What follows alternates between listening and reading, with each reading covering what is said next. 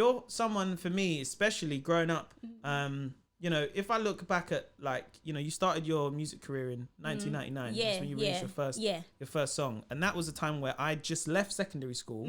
And it was a time where TV had, you know, morning TV, you know, whether it was like Pepsi chart show, Top of the Pops.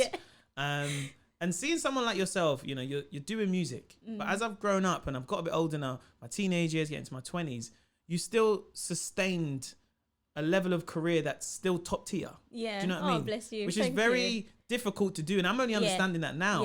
Yeah. And I think, especially being a black woman as well in the music and television industry, I remember I was just thinking, like, I was like, right, like, I really want to meet Jamelia and just have her on the podcast.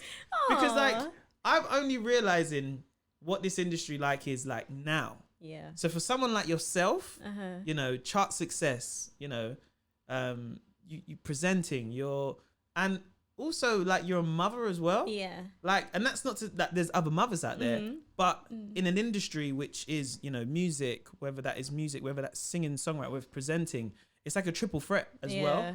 And as well as that, being a mother as well. Yeah. And that's why I was just like, I really want to get Jamelia on the podcast, you know? And when you said yes, I was like, rah, Jamelia's gonna do it. Sick. Like, because I get excited on the pod before people even come on. Yeah. I tell people that, hey, you know who's doing my podcast? Hey, Jamelia's doing the podcast, you know? Or there's so many names I just like throwing around. Yeah. I guess who's doing my podcast? So, yeah, the first question I wanted to ask you was, what was it like for you growing up in Handsworth, Birmingham, in the 80s? What was that experience like as a young black woman? Well, first of all, because I know a lot of people think I grew up in Handsworth. So my grandparents are from Handsworth, and I think I did go home to Handsworth, maybe when I was first born. But I actually grew up in somewhere called Hockley, which is near Ladywood. So which doesn't make that much of a difference, but I just want to say that out there. You know us Londoners are mad ignorant. We're just like, you don't care. I'm guessing that's Birmingham though, right? Yeah. All right, cool. Londoners are so ignorant that we're just like, all I know is about London, London and up north. Yeah, exactly. Yeah. But you know what? Growing up in Birmingham, so I'm not sure if you know, but Birmingham is one of the most multicultural cities, I think, in Europe. I think maybe the most. And so my childhood was amazing. Like, I grew up, even the area that I grew up in, which this might sound like a strange thing to say, I grew up in an area that was full of single parent families. So it wasn't strange for me not to have a dad in the house, because nobody had a dad in the house. I later found out that was kind of a setup by the government, but let's not go there because you don't want me to get that deep today. But for me to grow up in that environment, I felt seen, I felt normal. I didn't feel, you know, I just felt like it's lit. I don't even know if I'm allowed to say that with my old self, but you know, it really like when I look back at my childhood, I just feel, you know, things like Carnival, and I was born a Rasta, so like I grew up with Rastafarian parents, and so in a Rastafarian environment. Yes, exactly. I only started eating chicken when I was about 11. That was the first time I tried it. One Christmas, my mom she took her locks off, and then she was like, we're having chicken. So I don't know what was happening in her life at that time, but something happened and we had chicken on Christmas Day. We didn't even celebrate Christmas, but we did. And that was that. But it was fantastic. You know, we used to sing like Jamaican songs in school. My school was across the road from my house. We was late every single day, but it was beautiful. Like, I loved it. I think you know what's so funny about, like, when you grow up in a black household at Christmas and you go back to school afterwards and you share your experience, and you're just like, right, that's what you man do, yeah? Exactly. Right, we don't do that in my house, boy. It's hilarious. So that's amazing to discover that you grew up as Rastafarian. Yeah. Because my dad's a Rastafarian, right? And it was so intriguing when I started doing comedy, because I remember, like, you know, I'd do interviews and stuff. So, your dad is Rastafarian. Like, what is that like? Yeah. I'm like, he's just a dad. Exactly. Just has locks. Exactly. Like, he's not emperor. Yeah, exactly. Just a dad with locks, like, simple. How was it for you, like, growing up in a Rastafarian household? Do you know what? I loved it. Like, I was raised on, like, So we didn't watch TV, and not. When I say that to people, they kind of think like it was like a cult or something. It really just wasn't. It just we just didn't need TV. Like I never watched EastEnders. Like there's a lot of things that other people speak about, and it's like, and I'm literally like, you just sit down watching the same thing like every day or every week at that point.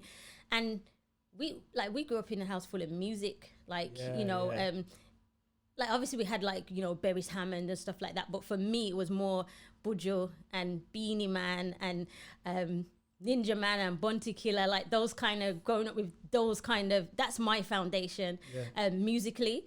So I'm sure we'll probably go on to speak about my career, but like so to end up being a pop artist was like mad to me because you know it didn't align with how I kind of was raised. I don't know why I'm getting so nervous even saying this, because it sounds like I'm kind of like pushing it to the side or saying, I don't know, something different. But what I will say is that I think who I am today, I think it probably makes sense. You're a Rasta. You grew up in that environment, you know, having like Black history. We knew our history from before we even stepped into school. Like you couldn't tell me nothing. Like history was, you know, my history teachers hated me because I was like, I don't really go like that. What about the Black people? And, you know, so this me that you see today is the me that I've always been, but it's just, you know, I had to put it in hiding for a little bit to play the game. Yeah. And talk to me about like playing that game, because as I said, you started your career in 1999, you know, going into like 2000, to the noughties. What was the music industry like at that time for you? Okay, so when I got my record deal after I sang on stage at Notting Hill Carnival. My cousins, I've got cousins who live in Shepherd's Bush, and every summer holidays we would come and visit them. And one of those summer holidays they found out I could sing, and my cousin, she was like, go on stage. And I think it was Rampage. Yes. I think it was Rampage. Big like, sound system. Rampage sound system. I was 15 and I was tiny for my age as well. So I probably looked about 11. And she was like, yeah, man, my cousin can sing. And then I sang SWV's Right Here. And after that point, so before that point, like, there's no way I thought I was going to become a singer. There's just no way. So that would have been like Bank Holiday Monday. The next day, I was called into the record label. Someone in the crowd was from a record label. Wow. Lloyd Brown, his name is, Daddy Bug. And he insisted that I came into EMI for a meeting. I came in for a meeting. My whole family came in with me. It was like all my cousins and my aunties, and it was just kind of like, and I'm just there like, I don't even want to sing, like what, like. And then he was just like, you know, do you want a record deal? I'm like, okay. I guess so. But I didn't know what that meant at the time. And he was like, who are you a big fan of? And I was like, Mary J. Blige is my favorite. She's my idol. And he was like, yeah, well, you know, you can be the UK Mary J. Blige. And I was like, really? Wow. Okay. And I got really excited about it. And then, but then my mum was like, well, she's not signing nothing until she passes her GCSEs. Now try no. Before that point, I was not going to pass my GCSEs. No way. No way. And I passed every single one of them with flying colours as well, getting like distinctions and all of that. Because I was just like, I really want to be like Mary J. Blige. And then, so, you know, literally no training. And then, so what happened at 15, they gave me a development deal, which is something that they used to do back then, where basically you're given things like dance lessons, media coaching, singing lessons, and they're basically training you to become a singer. And then, so by the time I was 18, 19, we did like a couple of test singles, but they weren't really singles. And Money was my first actual single.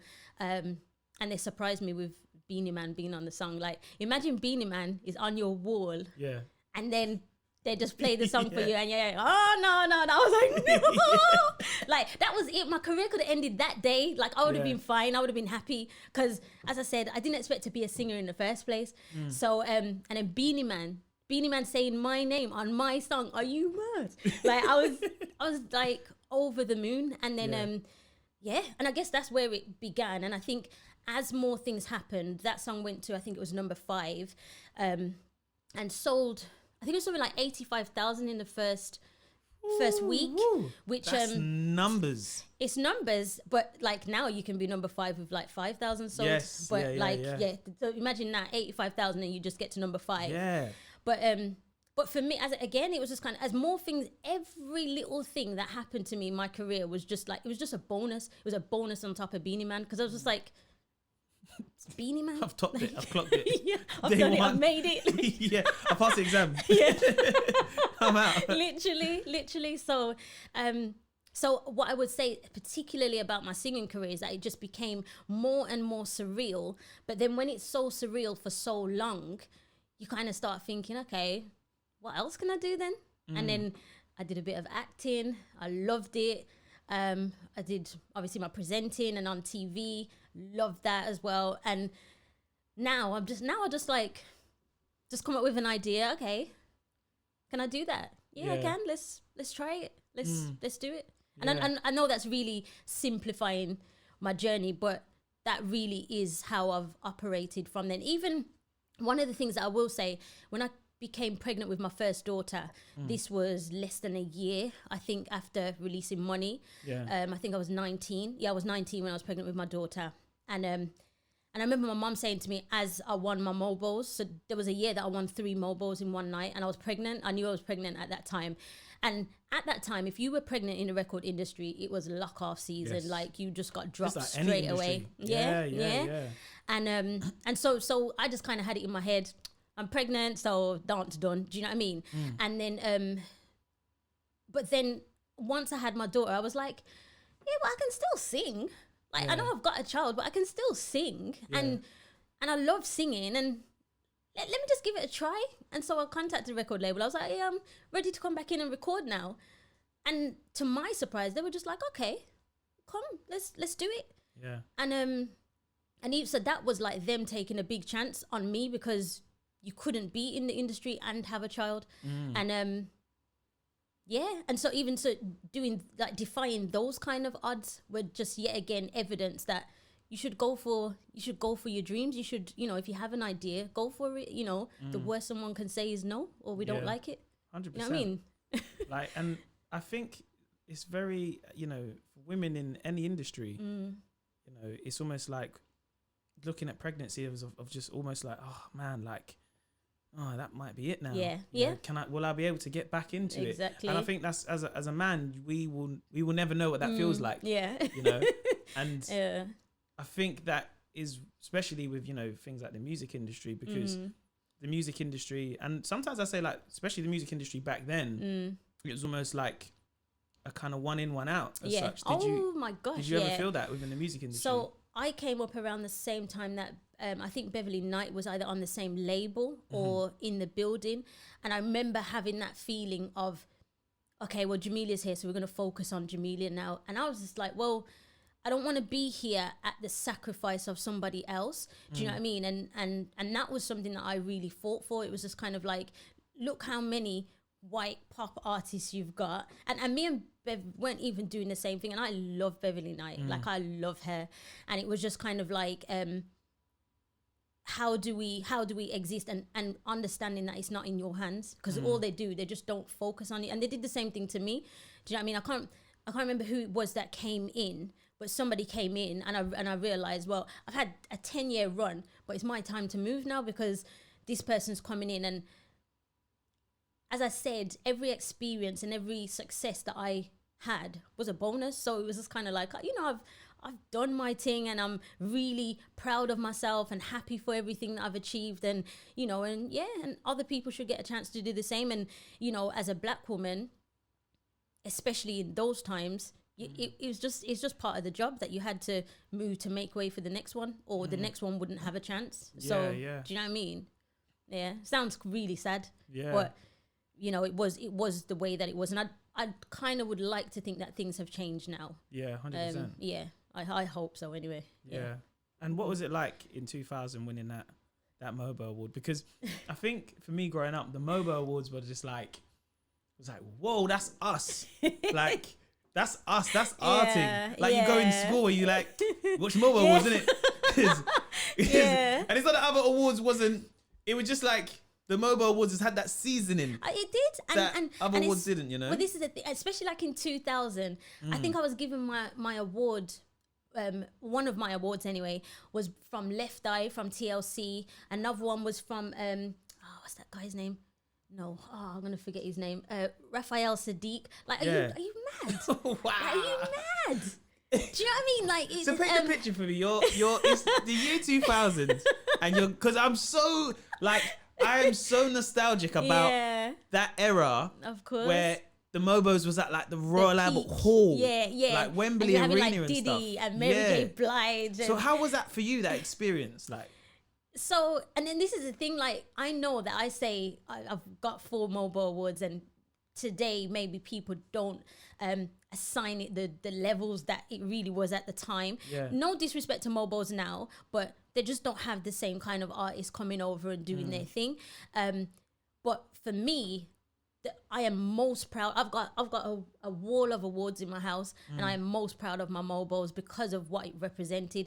And not only that, because of what I represented, a girl from Birmingham, you know, Hockley in Birmingham, picking up awards at the Mobiles and being presented by Left Eye from TLC. Yeah. Like, for me as well, like, you know, my teenage years, like, I was dressing like TLC, and she's giving me my award. She's saying my name. Like, I can't explain it. It's, you know, to share the stage with, I remember one of the Mobile Awards, I shared a dressing room with Sierra.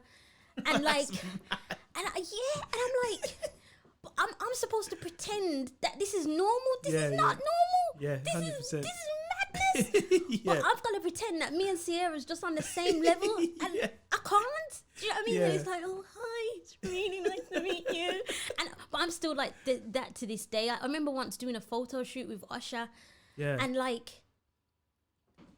I'm just gonna keep doing this, like, drop these names, man. No, but what I'm saying is, like, never have I come to terms with the fact that anyone put me in the same room with those people, you know, because no matter what, I still feel like the girl from Birmingham, which is what I am, you know, as much as I appreciate my career and I appreciate every single person who bought my records and, you know, and chased me around and stuff like that, I loved going back home because in Brum, no one's treating me any differently. I was still kind of like, I was still at home. It felt like I was going home, and everything that I did took place in London. So it was kind of like I could leave home, be Jamelia, and then I could go home. I could go home and be Jem. And it was literally like 2 different people. And I think that is what has kept me sane, having that duality and the opportunity to escape each world, being each person. Yeah.